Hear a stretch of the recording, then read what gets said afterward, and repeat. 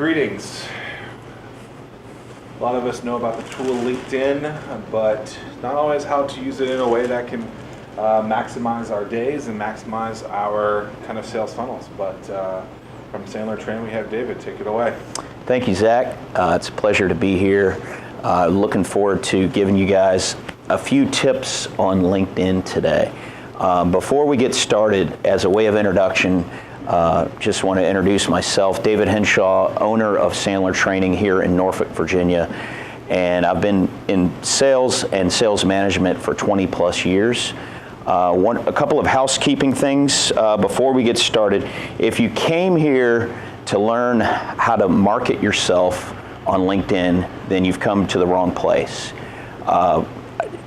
What we're going to do today is teach you how to prospect, how to make money, and how to get leads generated via LinkedIn. So by a show of hands, how many have a LinkedIn account?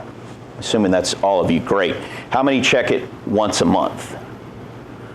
Okay, come on. How about once a week? Yes, all right. So here's the final question. How many of you have made more than $200,000 in revenue in new business by using LinkedIn? Okay, so I've come to the right place. I was worried, but it sounds like I've got the right audience here. If you leave here today with basically 3 or 4 tips on how to make revenue, and all of you are small business owners, entrepreneurs, and my goal here is to teach you a few things about LinkedIn. Also, from a housekeeping perspective, if you've got questions, I'd rather hold those to the end. We've got a lot to cover in an hour. Usually in our training center, this is a 2-hour seminar that we give, so I'm going to try to cover a lot in an hour. Probably half of it's going to be the rules of engagement in LinkedIn when you're prospecting, and then the second half will actually be drilling down into the tool on LinkedIn via the website. So I've got a couple of handouts. If you didn't pick one up on your way in, the first one is Maximizing LinkedIn, the class, which is we've got it up here on the screen, what I'm going to be teaching through today. Now, when you leave, I'm actually going to give you another handout, which is how to maximize your profile on LinkedIn. But I didn't want to hand that out now because you'd be looking at that instead of paying attention. So pick that up on your way out.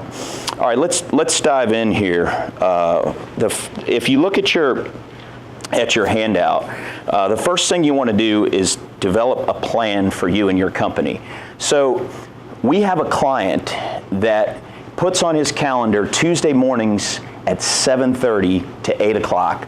They're going to check LinkedIn, right? And without fail. So first thing you got to do is put it on your calendar. Otherwise, you're not going to get to it, right? You're going to put it off. So second thing I like to talk about is your profile picture. So how many of you have seen the happy hour photo, the kids, the pet? That's not the photo you want on LinkedIn. If you want to put that on Facebook, Twitter, knock yourself out. But on LinkedIn, you want a professional looking photo. You know, guys, you don't have to be in a suit, but I highly recommend it. So the other piece of that is you want to say something smart. So what did your mom or dad tell you when you were growing up? What I always heard was, and I heard this early in my sales career, it's not what you know, it's who you know, right? So in LinkedIn, it's not who you know, it's who your connections know. So that's one of the takeaways here. And also, your mom also taught you, if you can't say anything nice, don't say it, right?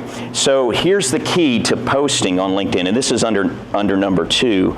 Under your look professional and say something smart.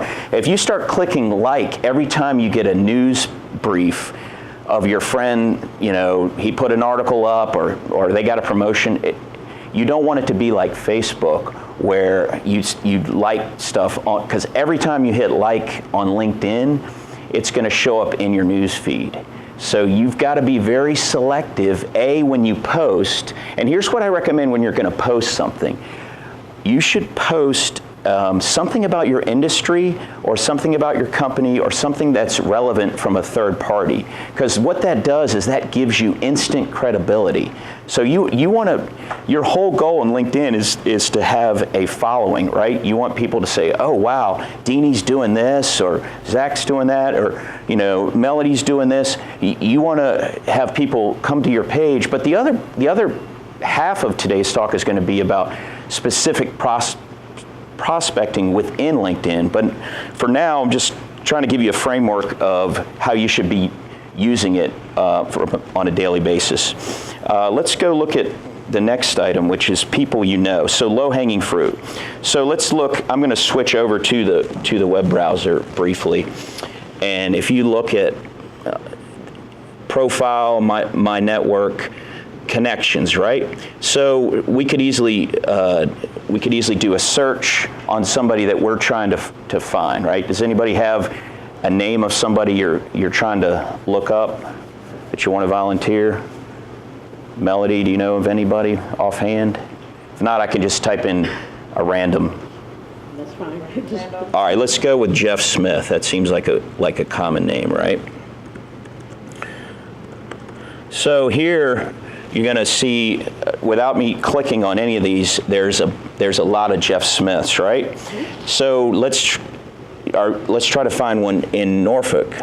Okay, so there's one at Norfolk Academy, one at Norfolk Southern, one at Norfolk Public Schools. So let's say you want to get to know this guy at Norfolk Southern. So then you will click on him. But this is a great time for me to show you what you don't want your profile to look like. See all three of these? They don't have their picture up there. So you don't want to end up on LinkedIn with the grayed out icon. You want a professional looking image. So you're going to be spending time after you go through your news feed. You want to spend time on your connections. So how many of you have gotten an email from somebody you don't know asking you to connect to LinkedIn? All the time, right? So how many of you accept that? Okay, why? Right? I don't accept them. Here, I'm going to teach you something that I don't know if you guys are doing this, but what I would do is if I get an invite from somebody I don't know, right? I will reply to them in the messaging tool, which is up here. If you let me click over here. So you got your messaging tool here. If somebody says, "Hey David, I'd like to connect," before I say yes or no, by the way, if you ignore somebody, they don't get a "haha, Deanie ignored me." They don't get a message. It just goes away, right? So the key there is if you really want to connect with this person, reply back to them and say, "Hey, why did you reach out to me? Can we do some business together? Do we go to the same school? What's the connect? And I don't know you, so could we spend maybe 10 minutes on the phone, brief conversation?" How many of those do you think actually reply back to me? Exactly. I'd say 1 in 10. So you're qualifying. Exactly. Yes. And that's the key, is you don't want to waste a lot of time. You also don't want to have, this is not like Facebook where the goal is to get thousands of connections. You want quality connections, right? So, I've got 1,900 some connections. What I really, ideally, I'd like to have less than 1,000. And let me tell you why that's key. How many of you have got contacted by one of your friends or business associates, and they've said to you, "Hey, do you know so-and-so? Hey, do you know Deanie?" No, I'm connected to them on LinkedIn, but I don't really know them. And so all of a sudden now he's frustrated, and it's awkward for you because you can't tell them why you know this individual. So my suggestion to you is go through your contacts, and people that you haven't talked to in 10 years, delete them. They won't know you deleted them, because what you want to do is you want to be connected to decision makers and C-level. Because if you're connected to all janitors, guess what? That's what people are going to see when they hit your site. But if you're connected to all decision makers, then your chances are people are going to say, wow, I really got to get to know Zach or Deanie. They're connected to the right people. Because the name of the game in LinkedIn is getting connections. If I know Melody and Melody knows the CEO of Norfolk Southern and I want to get into Norfolk Southern, you better believe I'm gonna ping Melody and say, hey, would you mind giving me an introduction? So I encourage you to pare down your connections from that perspective. Be laser focused when you're doing your news events. You could spend all day scrolling through the news events. It's like Facebook. It's never ending, right? So limit yourself to 30 minutes. Find one. If your buddy gets a promotion, congratulate them. Or if you see a great third-party article, like it. But like I said, try to be smart about that. Only do that every other day. You're only doing twice a week. Yes. Question. Rules. What you said when you hit like, you're talking about that box right there on the right. So yeah, let's go look at that. You're talking about hitting the the. box right there. It says 10 ways to keep in touch at the top right. All right. Now you said don't be selective with who you're liking. Is that what you're talking about? No, good question. So if I like right here, Pamela's, yeah, Okay. the news feed, yeah, exactly. Good question. So this would be going in here and liking her story. So now I've basically liked Gregory Hill's going to get promoted on my page. Yep. And then, sorry. Good. Thank you for asking that from a clarification standpoint. You can also come in here and see who's moving companies over on the right-hand side. 10 ways to keep in touch. I usually skip most of those. Yeah. So I just try to fly through these. And it's usually birthday, anniversary, and if there's really a good one in here, then I might actually like it. It just depends. Let's talk about another one where you guys probably spend a lot of time, right?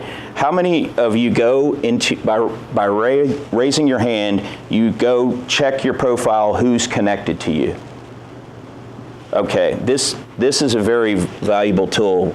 So you go into your profile and you click who's viewed your profile, right?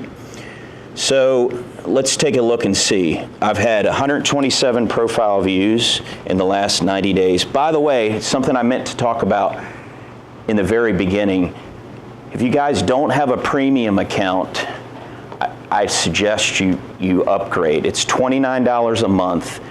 So it's what, $270, $280 a year. If you get one sale from being a premium client with LinkedIn, it's paid for itself. And the things that you can do with premium, you can send more in-mails.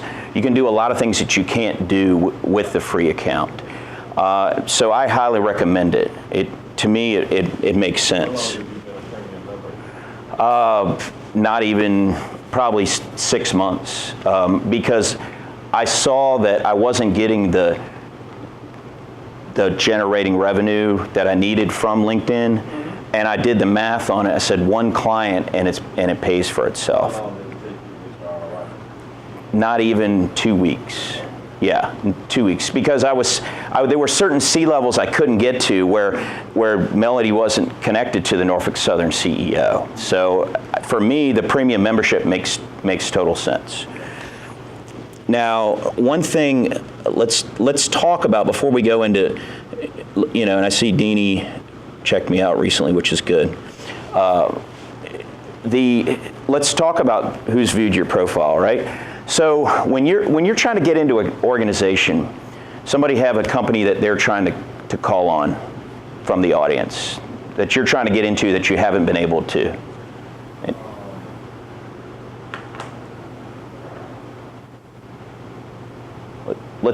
You want to use Dominion? Yeah, sure. All right, Dominion Enterprises. So they happen to be a neighbor here in downtown Norfolk. what I would do is start checking out their C-level. So you would type in, for example, let's go Dominion. Hopefully I can spell today. So people who worked at Dominion, okay? So what I would do is start looking for the C-suite. There's a VP, Melody Albert, right? Now that shows that we're already connected. But if I was looking for a CEO, I might type in Dominion Enterprises CEO. The reason why you want to search this way is you want to look up the CFO and you want to actually click on their profile, because guess what? Then they're going to go into that who's been looking at your profile link and say, oh my goodness, Deanie's trying to get a hold of me, or Mr. Henshaw is trying to reach out to me. And so I think it's to your advantage to check out others' profiles, especially if you're prospecting that organization. If you're trying to get in, then they're going to see that, hey, maybe I should get in touch with this person. So I would spend, a lot of your prospecting time after you're done with your news feed. I would be going to search certain companies or certain individuals that I'm trying to get in touch with, and especially if you don't have a second or third contact. Like you see this Carmen. Okay, that second right there, that means one of my contacts knows Carmen, and I've got to figure out which one. So you see this 19 shared connections. I'm going to click on here and say, oh my goodness, Robin Kenzie, formerly ESI sales manager. I've been friends with her for years. I'm going to reach out to Robin and see if Robin can give me an introduction to Carmen. So those are just a few of the things when we're talking about how to spend your time prospecting in LinkedIn. Let's also talk about alumni. Now this is huge. If I can go back up to the top of the page, how many of you all have even knew that the LinkedIn tab has an alumni tab, by show of hands? Okay, wow. So let me show you this trick.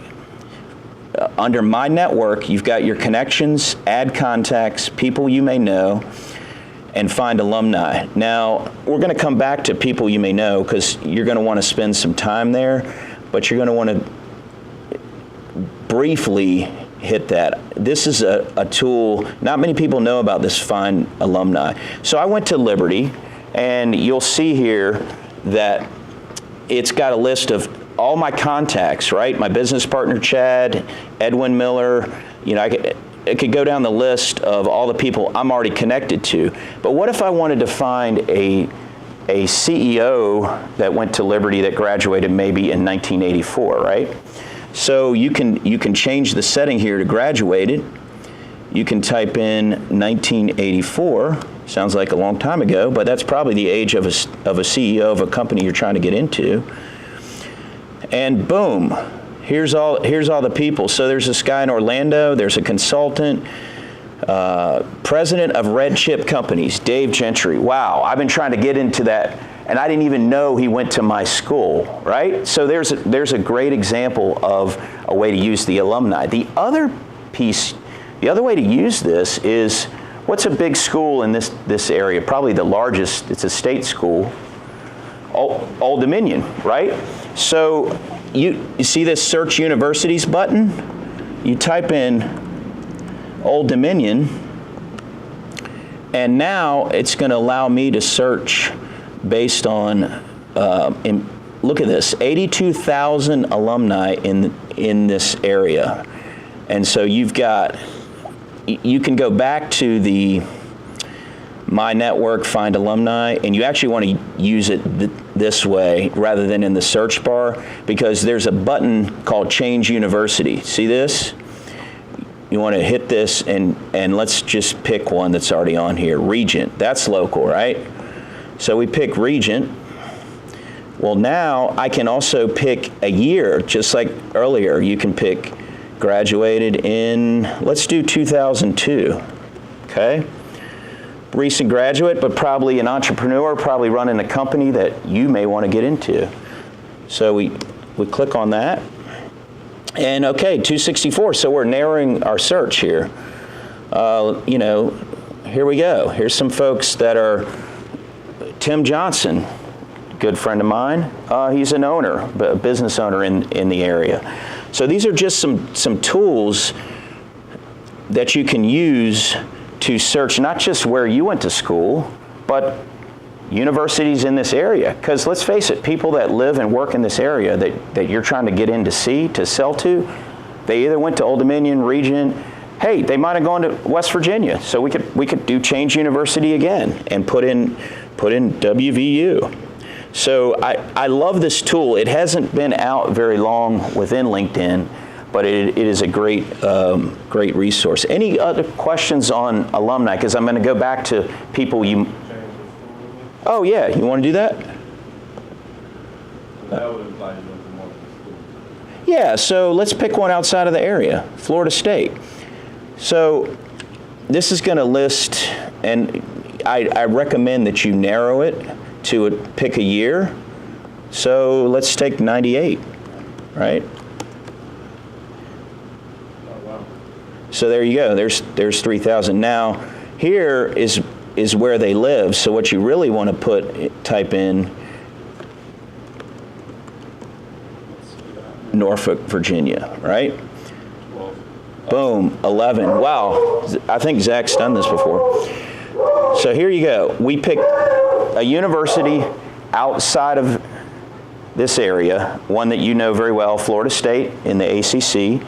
And there are 11 people, and what do you know, an AVP of Amerigroup Corporation. In my former life, Amerigroup was a client, which now they are with Anthem. They are part of Anthem, but Stephen Ford comes up. He's a guy I might want to talk to. So you could spend your entire 30 minutes or an hour, however long when you're prospecting, just in the Alumni tab alone. Right? Oh, that's the year they graduated. Yeah, so if we change it, if we go up here and change graduated to recent, right? 2008. I mean, that's still 8 years ago, but they're probably out working doing something. 17 of them live in the Norfolk area, all right? So there's a software developer, there's a director of operations, William and Mary. The Alumni tab is probably one of the best kept secrets on LinkedIn. And again, if you go under My Network, you just click on Find Alumni, and it'll let you sort, 10 different ways. We could put in Richmond, we could put in Charlotte. So I'm going to go back to one where you're probably going to spend a good portion of your time. People you may know, right? So this tab is going to give you suggestions. It's kind of like when you're on Facebook and they used to say, hey, you might want to connect with this friend. Well, LinkedIn does a very similar thing. They have algorithms and they go, oh, well, David Henshaw, you probably know Andy Klein, right? He's the owner of Payday. Well, I don't know Andy, but I'm friends with salespeople that work at Payday. So that's why LinkedIn is suggesting that I connect. So I would say only connect to somebody that you really want to get in to see. This guy, this David Meager, president of iSystems. iSystems may be an account as a salesperson or an entrepreneur that I want to call on. So I'm going to connect with David. But what I'm going to do is when I hit connect, I'm going to send him a little message telling him why I connect or why I want to connect, because otherwise it's going to send him a default greeting that says something like this: I'd like to connect to you on LinkedIn professionally. Now, if I get one of those personally, I'm going to ignore it if I don't know the guy. I'm going to say, hey, David, I'm a business owner here in the Tidewater, Hampton Roads area. I see that you're president of iSystems. I'd like to connect with you at some point. Our two firms may want to do business. We're connected to some similar folks. It makes sense for us to connect. I'm also going to suggest a 10-minute phone call, because this is back to why you came today. I want LinkedIn to be a tool not for marketing your wares, but for making sales. That's the whole point of LinkedIn. Is it's a great tool, but only if you use it, right? So, another thing another silly question I had, but I think it's a fair question, is will it keep scrolling? The answer is yes. It is never ending. And one time I spent an hour doing this, and it kept coming up with more and more contacts. So limit your time in here, right? You could spend hours. I would say keep it, if you do this twice a week, maybe connect with 5 new people. Maybe it's just one person. Maybe that the president, David, was a key person that I wanted to meet. You know, the other gentleman at Payday, I may not be able to sell to a payroll company. Depending on what widget you're selling, what you're marketing, the name of the game is not to have the most connections. The name of the game is to have quality connections. And I can't emphasize that enough.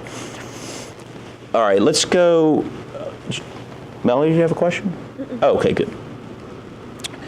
Any questions on the tab? Because I didn't spend a lot of time on this, but under My Network, people you know. Any questions on that? Okay. How about your connections? How many, by show of hands, how many people spend some time just on your current connections? Zach, okay. I see several hands. Let's do that, right? So there's probably a bunch in here that I should weed out or get rid of, right? Someone just recently added, so I'm up to 1982. I'd like to be down below 1,000, right? Because I probably have 982 that I haven't talked to them in 5-10 years, and we're not really doing business together. So when you go through here, my suggestion is it's going to ask you, these are all new people, so it's trying to suggest that I connect with these people, but I actually want to look at my connections because I'm trying to find somebody in the telecommunications sector who I may want to sell to, and that goes into the search bar, right? So if I'm trying to look for somebody at Verizon Business,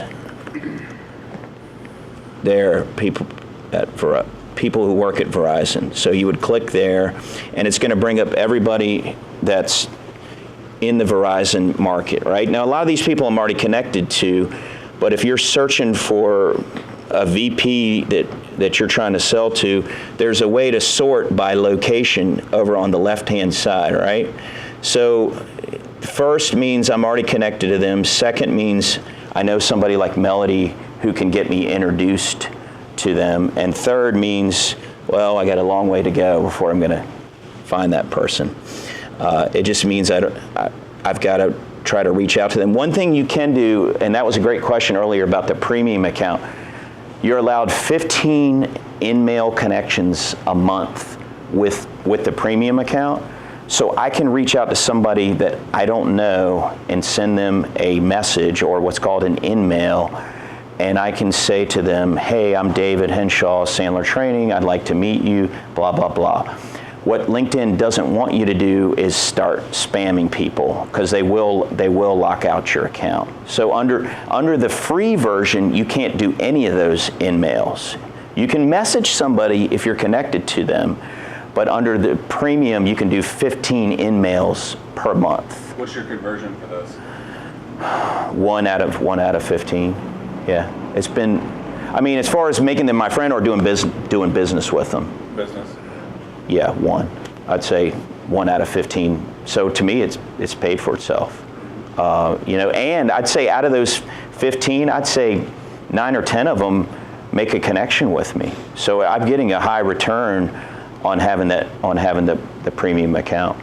Connection meaning return your phone call, basically? Either return the phone call, accept the connection, or scheduling a meeting with me. It just depends on what we're trying to do. But the in-mail to me, for the hard to reach decision maker, let's face it, a lot of decision makers are not on LinkedIn. My brother's a good example. He was a VP at HP and didn't want to be on LinkedIn because salespeople were constantly hitting him up.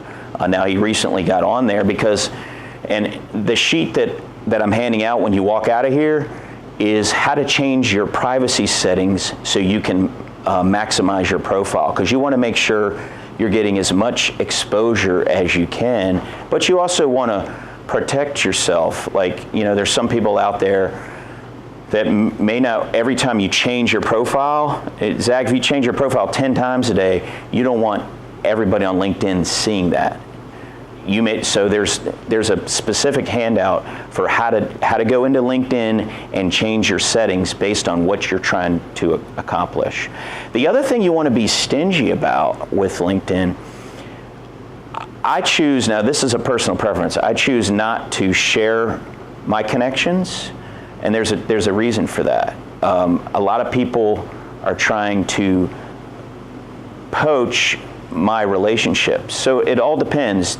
You could have it open, but know that somebody might just spend all their time on Zach's connections and saying, I need to get in front of these people without really even contacting Zach. So in Premium, you're doing the Sales Navigator Professional? No, you can do the Navigator, but this is not the Navigator I'm talking about. I'm talking about, this is in the settings on whether you want people to be able to access your connections. That's a simple yes or no. And it depends on how open you feel. You might say, I got no problem with it, people perusing all my connections, right? But in some ways, they're taking advantage of your relationships. Just depends on what your goal is. If you don't mind sharing all your contacts, then you can check yes for that setting. But back to the search. So you want to go in here, and how many of you have spent time doing searches in LinkedIn? Okay, a few of you. Okay, good. So as you know, you can select Verizon Wireless, Verizon. You can filter by the industry. And then if you keep scrolling down, you can filter by multiple ways, and especially location, right? So you got to type in Norfolk. Well, there it was. There we go.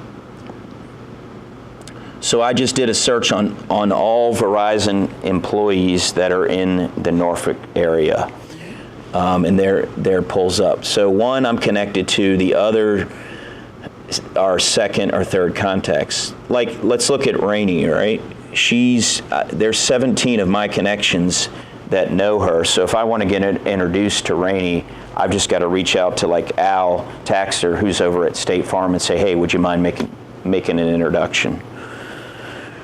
All right, let's go back up to the top. I want to make sure I haven't missed anything.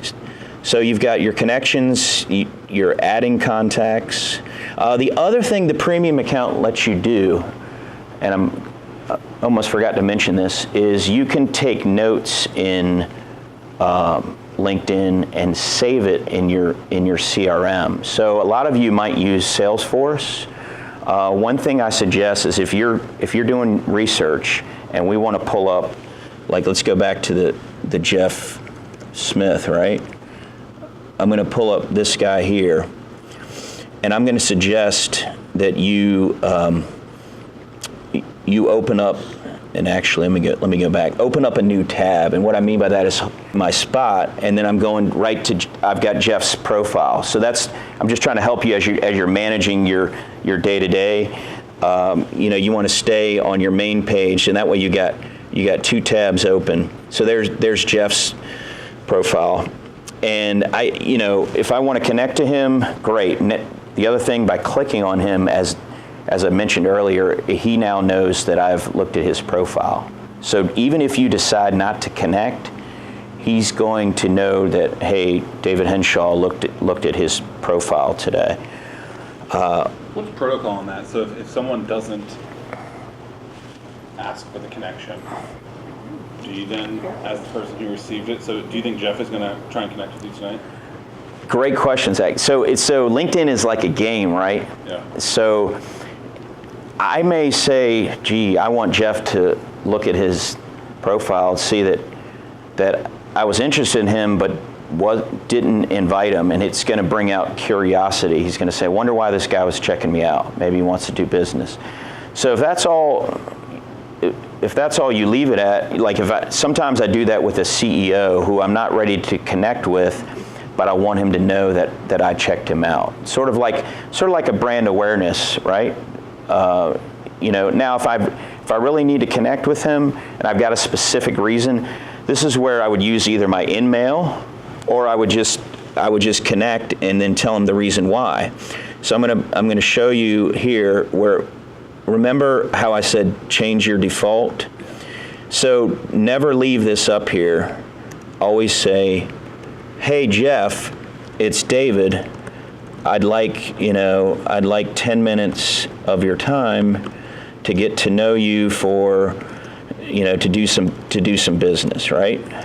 However you want to type it. Something that's maybe 1 or 2 sentences, professional sounding, and why you're connected. So if you're doing this in the Alumni tab, you might say, hey, we both went to Liberty. I know we didn't graduate in the same year, but we went to the same school. And if I get that invitation from somebody, the likelihood is I'm going to take it just because that individual went to my school. It doesn't mean I'm going to accept it. It means, I got to at least give this guy maybe 5 minutes of my time or 10 minutes of my time, because for goodness sakes, he went to my school. I got to at least give him an opportunity to talk to me. I don't know if the connection's going to make sense or not. All right, so I'm going to go back to home. There's plenty of other things in here. How many of you have seen your rating on LinkedIn and you're already rock star status? Anybody? Zach, I'm not surprised. So your goal is to be what they call is either all pro or rock star, 90%. What it means is you've done everything that LinkedIn considers professional and by the book, right? It's enough of so you've got more than 500 connections, that's one qualifier. You can get rockstar status without having the premium account, because I did it. The only reason I added premium was to do some of the in-mail tricks that you can do, and it gives you a few more tools. Like I said, the ROI is already paid off. But the other piece of All Pro or Rockstar is you're not abusing LinkedIn. You're not sending messages and spamming to all your people, because as soon as you start abusing this tool, LinkedIn will flag you. We had a client who went through the Sandler program, loved LinkedIn. We taught him a few things, but he abused it, right? And they shut him down. They killed his account. So one thing I would say, use it to your benefit, but like with everything else, you got to do it the right way. Now, I'm not going to spend a lot of time on some of these other bars. If you have the premium, okay, good deal. If you have the premium, you can go to this learning tab, and LinkedIn bought a company called lynda.com, and that Lynda, it allows you to get online training, courses. It allows you to basically do some stuff similar to University of Phoenix or online. It's not necessarily certificate related, but it is a learning module that they include with the premium. The other thing is, I know a lot of you are going to use this for prospecting. You may come a day where you need to use LinkedIn for jobs. So you can search companies with the jobs tool. Like I said, I'm not going to spend much time on that, because today's talk was on how to prospect or how to maximize LinkedIn. Who is there? I think I asked this earlier, but is there a company, Zach, maybe that you're trying to get into that you haven't had much luck? I'm still just amazed that there's this alumni thing. Yeah, let's go. I would say we could spend another half hour just in the alumni tool alone. That is one of my favorite. So if you're not in the My Network using one of these 4 or 5 bars, then you can go up into your search bar and type in some individual's name, a company, location. It's kind of, think of it like a Google search, right? The toolbar at the top will search any different way you want. If you want somebody you want to find a Jeff Smith in Charlotte that works at Verizon, that's what you need to put in the toolbar. The other thing I was mentioning with your LinkedIn, now it lets you link to Twitter. So how many of you have a Twitter account? Raise your hand. All right, that's most of you. If you don't, I would recommend getting one, because when you're doing a post, and I could show you that real quick. So let's escape.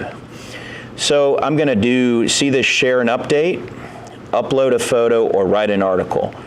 I'm going to basically share an update.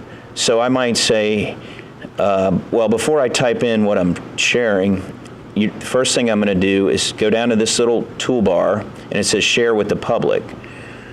But there's also, this bar here usually says, do I want to link it to Twitter? And I'm not sure. Might be your computer. It could be. That's true. All right, let's escape this. Sorry, I'm getting off track. So let's say you have a hyperlink, right?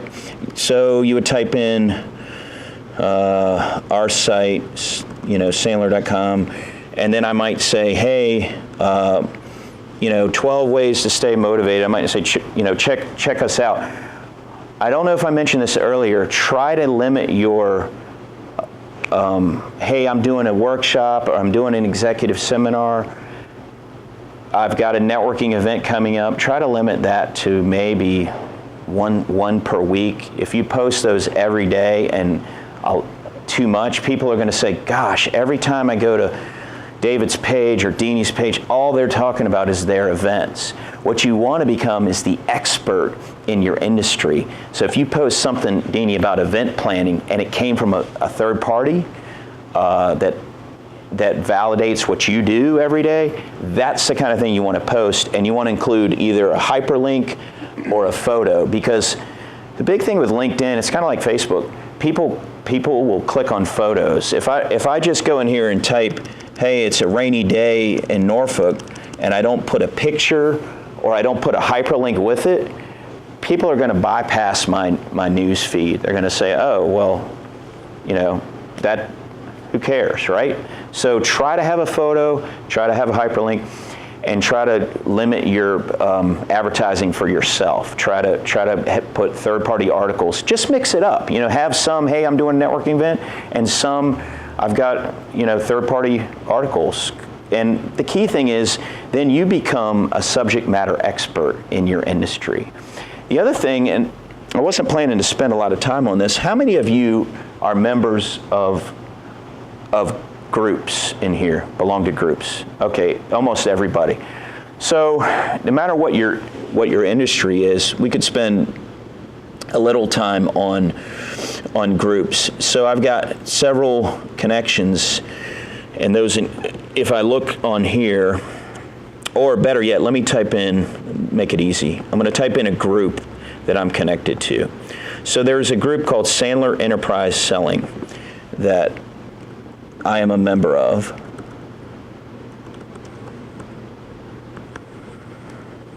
There it is. Okay, boom.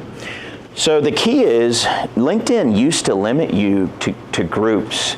They used to say you could only join, I think it was 25. Now they've recently, I think it's either 100, or with a premium it might be unlimited. Don't quote me on that. But what you want to do is you want to start posting in your groups. So this guy, Chip Doyle, he's another Sandler guy. He's posted, should salespeople not have goals? So what's been in the news recently? Well, Wells Fargo, right? On the way here today, I was listening to CNBC. These senators were grilling the CEO of Wells Fargo for some of their sales practices. So here's a good example of a sales leader questioning, should banking force their people to sell? Well, now, because of what's going on at Wells, now Chip's posting something that's relevant in a group. So my whole reason for bringing up groups is A, it gives you more connections to people that you need to be connected in. B, it makes you a subject matter expert. So the more you post in groups, the better it changes your value and how you're perceived. So with you trying not to be friends or follow or whatever the keyword is with all these people, and you want to be less than 1,000, how do you qualify that those people aren't someone that found you from a group? That's a fair question. You mean when I'm trying to pare down my... So let's say you comment on this and things are going great and you say, hey, Chip, this is this, and there's 17 people like what you say, then they like you because you guys are both a part of this Alumni group. So how do you verify that they aren't potentially a prospect in that case? So are you talking about trying to pare down your connections? Yeah, because you said you wanted to have less. I do. Yeah. I wouldn't spend a lot of time trying to pare them down via the groups. I would go through and find people that you're like, I don't even know who that is. Because early in my LinkedIn career, I would kind of like Facebook, and oh great, I got a new connection, and I would accept that, right? Now I'm very more trying to get more on purpose, meaning I want my connections to be quality versus quantity. And I mean, that's the biggest takeaway. But your question about groups is fair, Zach, because I've got to make sure there are people that get in these groups that waste people's time, comment too much, and so I may not want to be connected to Chip. You know, that's a fair question. Sorry, Chip. But I may be. It just depends. You've got to look at all your content and see. Any questions on? I didn't spend much time on it, but any questions on the groups piece? Does that make sense from where you should be spending some of your time? Just to finish on my earlier, I was talking about doing an actual post. By attaching Twitter to that, the other thing you can do, let's go back into share and update. And the Twitter's not linked on that account is why I think. Oh, okay, got it. Fair enough. So here's another trick. Anytime you use the @ symbol in your post, let's take my business partner, right? So Mr. Stencil over at Chad Stencils at Sandler Training, I can just click there, and now, okay, now he's a part of my post. So when you're doing your post, you can use the @ symbol to @ a person or to a company. So let's say we want to do Dominion Enterprises, right? Okay, well, let's go with Dominion Energy. Close enough, right? So that's a small firm, but maybe I want to talk about them. So now, when I send this post out to the world or to all my connections, and I've chosen public, you can choose this just with your connections. So you can toggle between, hey, I might want this news feed or this post just to go to my connections, whereas I'm choosing to share it with the entire world. So anybody that has a LinkedIn account could see my post in case it went viral, right? You've seen those posts where, a salesperson was in an airport and she spent her whole day with an elderly individual who was basically out of money or out of luck, and it was one of those feel-good stories, and it goes viral. Well, just like it can go viral on Facebook, it can go viral on LinkedIn, and then all of a sudden everybody knows Deanie spent the day with somebody, she put her business aside, and it has that personal and emotional feeling to it. And so not every post I'd say you got 1 in a million chance that it's going to go viral, but you never know when your post is going to go viral. So I recommend sharing with public, not just with your connections.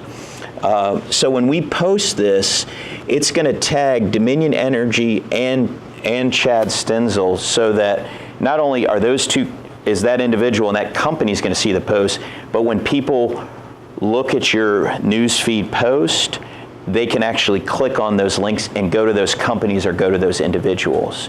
So I would recommend it, especially if I said to Deanie, hey, congratulations on your promotion. I would definitely want to @ her with the @ symbol and maybe @ her new company where she's at. So that would be highly recommended. Now I've covered a lot. I've saved we've got about 10 minutes left.